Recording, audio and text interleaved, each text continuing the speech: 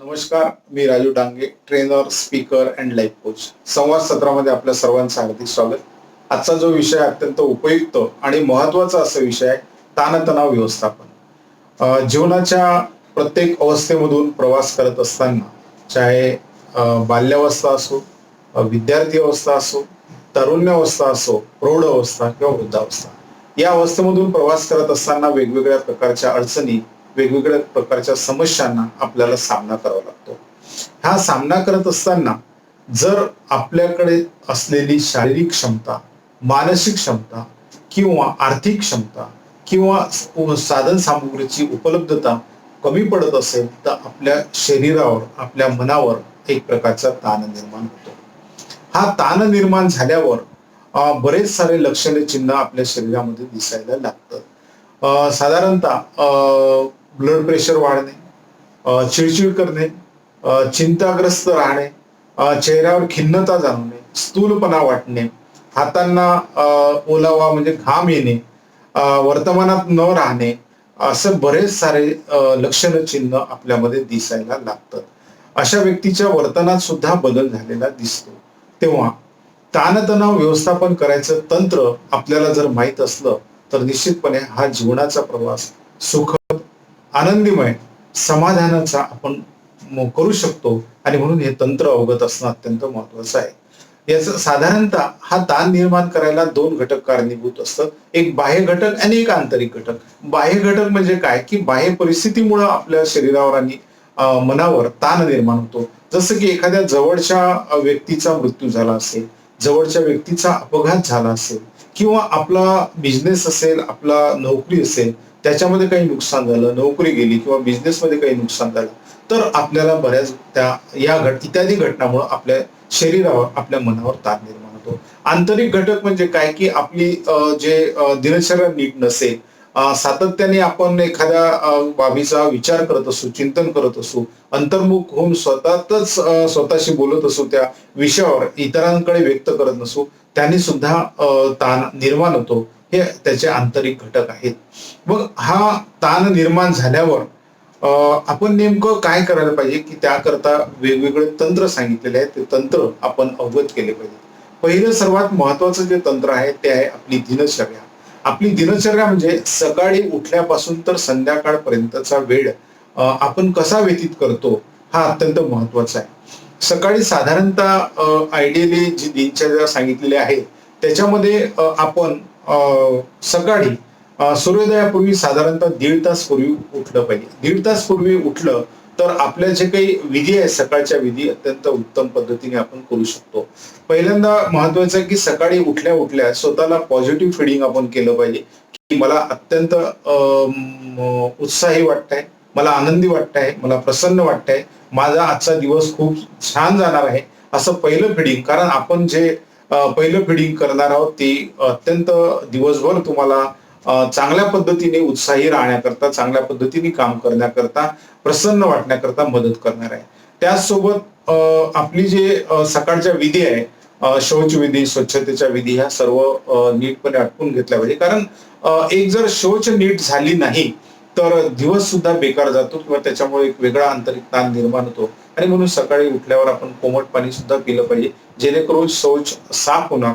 आणि हे झाल्यावर आपली जे एक्झरसाइज आहे, आपले जे व्यायाम आहेत ते आपण केले पाहिजे. कारण याच्यामुळं आपल्याला एक मानसिक बळ आणि शारीरिक बळ वाढतं. कुठलीही समस्या, कुठलेही संकट किंवा काम करण्याकरता लागलेली क्षमता आपल्यामध्ये निर्माण होतं. आणि म्हणून आपण एक्झरसाइज आपल्या वयोगटानुसार, आपल्या प्रकृतीनुसार, ज्या एक्झरसाइज आपल्याला छान वाटतात किंवा आरामदायी वाटतात, कम्फर्ट वाटतात, आपलं बळ वाढू शकतात, अशा आपण एक्झरसाइज साधारणतः केल्या पाहिजे. त्याच्यामध्ये स्विमिंग आहे, सायकलिंग आहे, वॉकिंग आहे, योग प्राणायाम आहे, जिम आहे, ज्या आपल्या वयोगटाला कम्फर्ट वाटतात, वयोगटाला साजेशा अशा एक्झरसाइज आपण कराव्यात. कारण यांनी तन आणि मनाची ताकद तुमची वाढणार आहे. त्यानंतर जे ब्रेकफास्टची सवय असेल तर ती साधारणतः आटपू शकता. त्यानंतर जेवण जे आहे, जेवण साधारणतः आपल्याला 2200 ते 2400 कॅलरी प्रौढ व्यक्तीला लागतं. तर ह्या 2200 ते 2400 कॅलरी मिळणारा आहार आपण घेतला पाहिजे आणि तो सहजतेने आपल्या शाकाहारी आहारामधून आपल्याला मिळू शकतो. आपल्या प्रकृतीला आपल्याला पचेल असा आहार आपण घेतला पाहिजे. जास्त जड आहार घेतला, जास्त ऑइली आहार घेतला तरी आपल्या शरीरावर, मनावर ताण निर्माण होऊ शकतो. कारण त्याच्यामुळे जर अपचन झालं तर अपचन झाल्यावर अधिक ऍसिडिटी निर्माण होणार, आणखी ताण निर्माण होणार आणि ही शृंखला चालू असतं. आणि म्हणून आयुर्वेदामध्ये सांगितलेलं आहे की आपल्याला ही लॅबोरेटरी जी आपली ही प्रयोगशाळा जी आहे, स्टमक रूपी प्रयोगशाळा, याच्यामध्ये जेवताना साधारणतः याचे 4 भाग केले पाहिजे की अर्धा जो 50% 50% भाग अन्नाकरता, 25% हा पाण्याकरता आणि 25% हा हवेकरता, अशा पद्धतीने आहार आपण घेतला पाहिजे.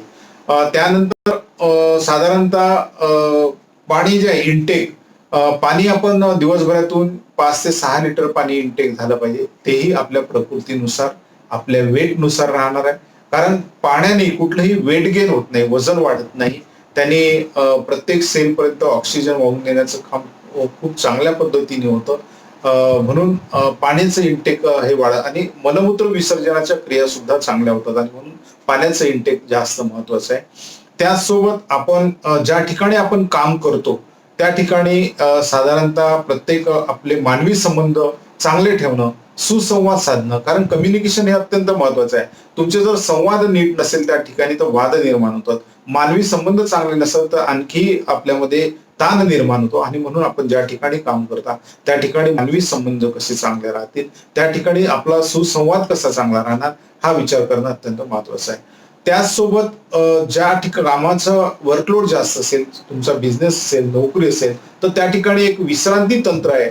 त्याचा सुद्धा एक सेपरेट व्हिडिओ आहे की विश्रांती तंत्र पायाच्या बोटापासून डोक्यापर्यंत आपण स्वतःलाच आदेशित करणे, स्वतःच्या माइंडला आदेश करणे, प्रोग्रामिंग करणे की मला अत्यंत रिलॅक्स वाटतंय. प्रत्येक अवयवाचं नाव घेऊन आपण ते विश्रांती प्रत्येक अवयवाला देऊ शकता, जेणेकरून हे तुमची पुढचं जे कार्य करण्याची क्षमता आहे ती वाढेल, आलेला ताण नाहीसा होणार, तुम्ही रिफ्रेश होणार.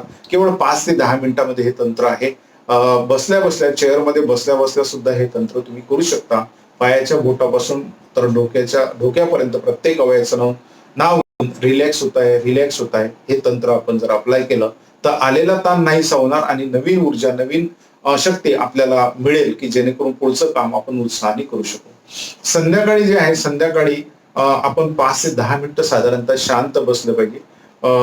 शांत बसलं तर एक त्या काळामध्ये संध्याकाळच्या वेळेस आपल्याला साधारणतः जे ट्रान्स पिरियड असतो तो त्यावेळेची जी स्थिती असते त्यावेळेस आपण शांत बसलं तर एक मेंटल पीस साधारणतः आपल्याला मिळतं.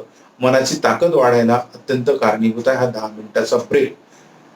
त्यानंतर आपण जे संध्याकाळचं जेवण आहे हे संध्याकाळचं जेवण साधारणतः झोपेपूर्वी 2 तास पूर्वी घेतलं पाहिजे. कारण आपण जर लवकर जेवण केलं तर ते पचन होईल आणि पचल्यावर झोप स्वतः लागतं.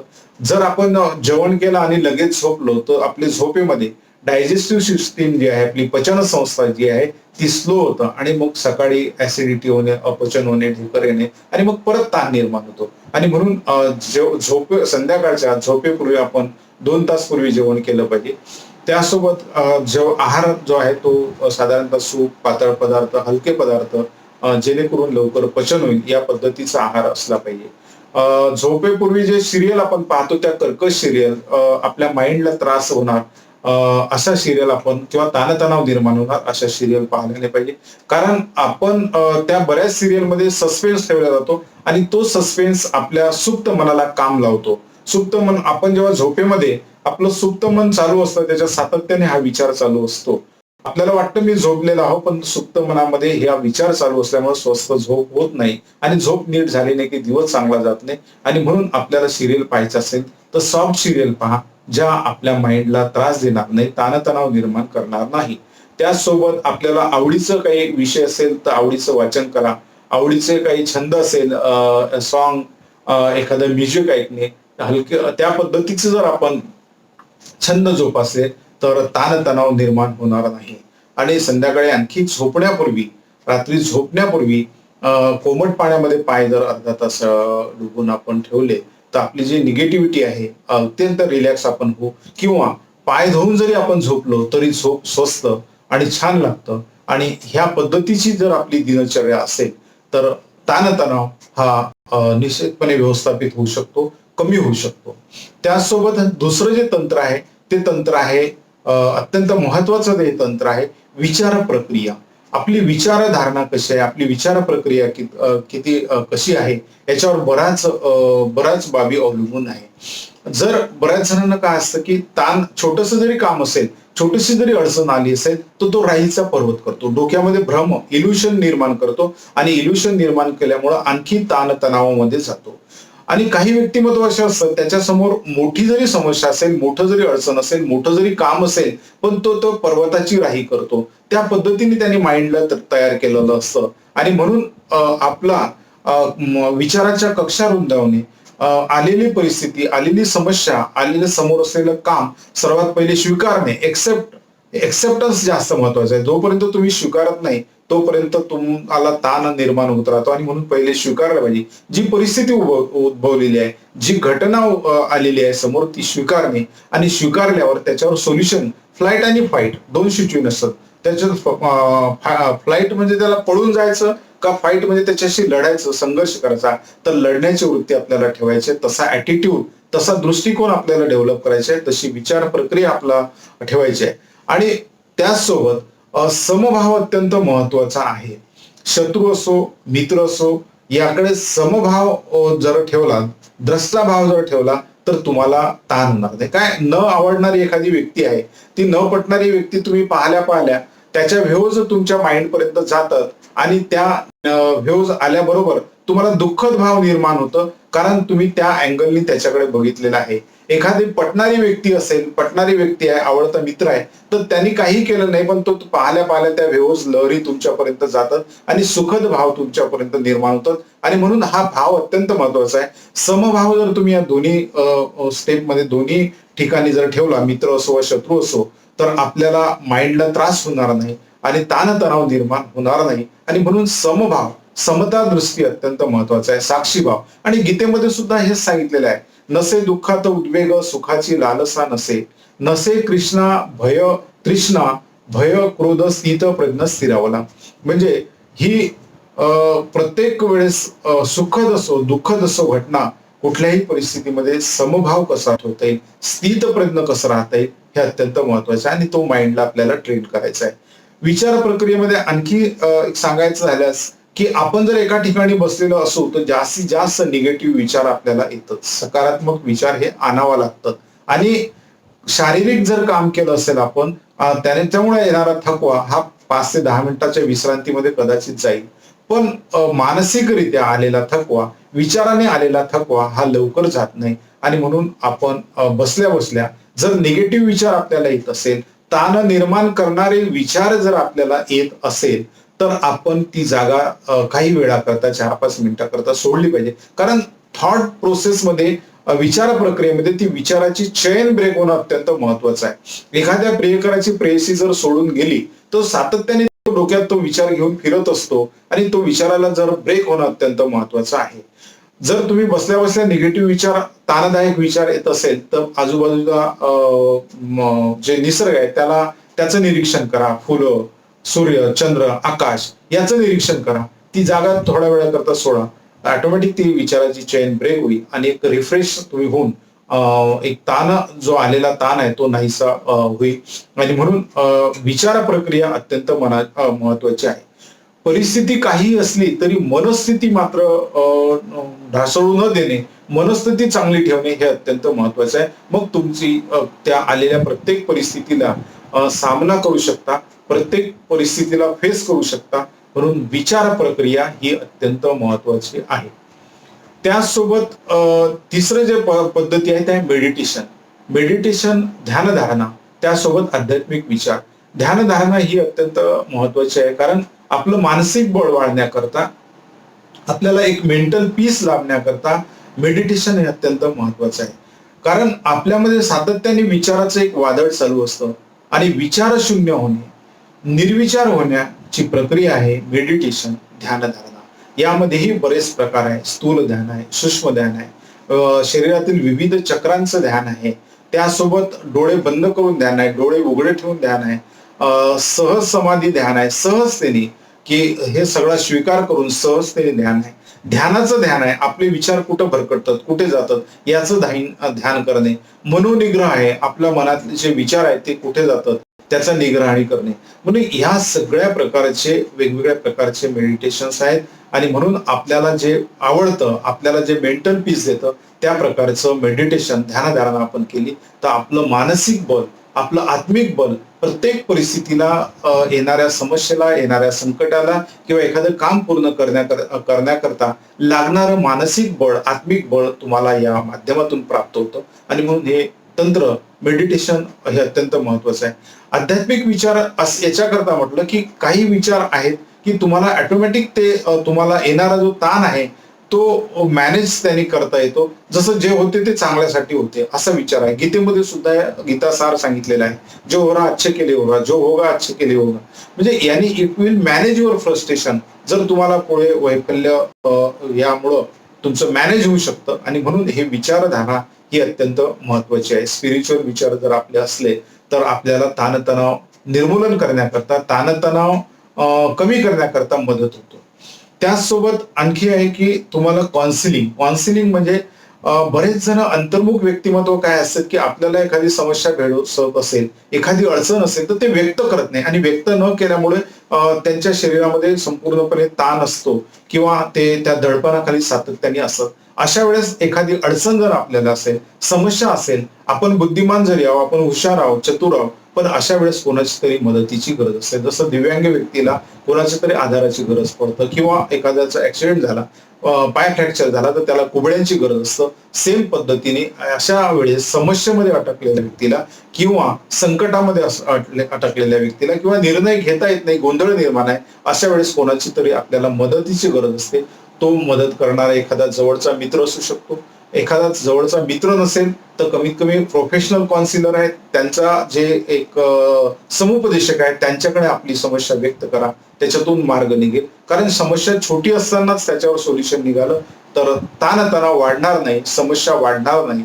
आणि म्हणून समस्यावर सोल्युशन काढण्याकरता समुपदेशन हा सुद्धा पर्याय आहे. आणि आणखी आपल्याला आलेले विचार आपण लिहून काढले आणि ते बाहेर काढणं अत्यंत महत्वाचं आहे. किंवा ते जोरात ओरडून कुठे एकांतामध्ये व्यक्त केले तरी त्यांनी सुद्धा आपलं हलकेपणा येतो. जे आंतरिक विचार वादळ आहे ते बाहेर पडणं अत्यंत महत्वाचं आहे. म्हणून ही समुपदेशन नावाची एक प्रक्रिया, इंटरॅक्शन नावाची एक प्रक्रिया आहे, त्याने सुद्धा आपला ताणतणाव हलका होऊ शकतो. यासोबत एक तंत्र, अत्यंत महत्वाचं तंत्र आहे, ते आहे तुमचं मेडिकेशन म्हणजे औषधोपचार. समस्या जर वाढतच असेल, सातत्याने आपल्याला झोप येत नाही, सातत्याने भूक लागत नाही, सातत्याने आपण चिंताग्रस्त राहत असू, सातत्याने आपण वर्तमानात नाही भूतकाळ भविष्यामध्ये राहतो, तर हे आपल्याला लक्षणे चिन्हे जर जाणत असेल तर हे कंटिन्युअस असेल तर आपण वैद्यकीय सल्ला घेणं अत्यंत महत्वाचं आहे. वैद्यकीय सल्ला, मानसोपचार तज्ञाकडे जाणे म्हणजे कमीपणा असं नाही. आपण जी परिस्थिती आहे ती रौद्र रूप धारण केल्यापेक्षा कमी स्टेजला आपण त्याला आटोक्यात आणू शकतो. पुढे होणाऱ्या जे कॉम्प्लिकेशन आहेत ते टाळू शकतो. आणि म्हणून योग्य वेळी आपण थोडा औषधोपचार घेतला तर निश्चितपणे असलेली समस्या आहे ती नष्ट होऊ शकतं, ताणतणाव नष्ट होऊ शकतं. म्हणून आपण यासोबत एक टाइम मॅनेजमेंट सुद्धा महत्वाचं आहे. वेळेचं व्यवस्थापन, कुठले कामं कधी करायचे, कोणत्या कामांना प्राधान्य द्यायचं, हे नियोजन सुद्धा, स्वयं नियोजन आपल्याकडे असलं पाहिजे. अस्ताव्यस्त व्यक्तीला जास्त ताण असतो, ज्याचं नियोजन नाही त्याला खूप ताण येतो. आणि म्हणून वेळेचं नियोजन आपण केलं पाहिजे. महत्वाची कामं पहिले, त्याच्यानंतर कमी महत्वाचे, प्राधान्यक्रम आपल्याला आपल्या कामाचा ठरवता आला पाहिजे, तो अत्यंत महत्वाचा आहे. हे जर तंत्र आपण अवगत केले तर आपला ताणतणाव व्यवस्थापित होऊ शकतो. कारण आपण आणखी काय करतो की आपला मनाचा वेग आणि शरीराचा वेग हा थोडासा कुठेतरी मॅच होत नाही. आपण तारुण्यावस्थामध्ये जे काम केले, ज्या स्पीडने काम केले असते तेच प्रौढावस्थामध्ये होणार नाही. आपल्या समोर जर 10 कामं असेल, आपण प्रौढ असू तर आपल्या मनाचा वेग मात्र तरुण अवस्थेमध्ये असलेला तोच असतो, शारीरिक वेग मात्र कमी झालेला असतो. आणि मग हा मॅच न झाल्यामुळे ताण निर्माण होतो. म्हणून आपल्याला 10 कामं अट्टहास करू नका की संपूर्ण याच पद्धतीने झालं पाहिजे आणि हे संपूर्ण एवढं झालंच पाहिजे. हा अट्टहास केला तर ताण निर्माण होतो आणि जास्त परफेक्शन कडे वळलं तरी ताण निर्माण होतो. आणि म्हणून आपल्याला स्वयं व्यवस्थापन करणं, स्वतःच्या प्रायोरिटीज ठरवणं, स्वतःला वेळ देणं अत्यंत महत्वाचं आहे. एक चाबीचं उदाहरण जरी घेतलं, आपल्याला अर्जंट बाहेर जायचं असेल आणि चाबी जर दिसत नसेल तर आपल्यामध्ये एक ताण निर्माण होतो आणि म्हणून कुठल्या वस्तू कुठे ठेवल्या हे आपल्याला व्हिज्युअलाइज आपण केलं पाहिजे. 3दा मनाला आदेशित केलं की सांगितलं तर ते लक्षात राहतं आणि म्हणून आपण ह्या छोट्या किरकोळ गोष्टी असतात, पण या किरकोळ गोष्टीतून सुद्धा ताणतणाव निर्माण होऊन आपल्या शरीरावर त्याचे विपरीत परिणाम होऊ शकतात.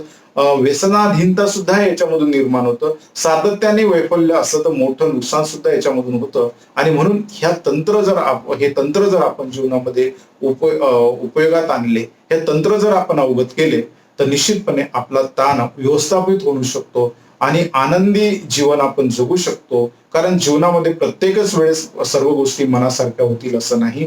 तर आलेल्या परिस्थितीला स्वीकारणे आणि हा जीवनाचा प्रवास या तंत्राच्या सहाय्याने अत्यंत उत्तम पद्धतीने प्रवास केला तर निश्चितपणे आपण एक चांगलं आयुष्य जगू शकतो. चांगलं आयुष्य या चांगल्या बाबीकडे आपण पुढे जाऊ शकतो, यात काही शंका नाही.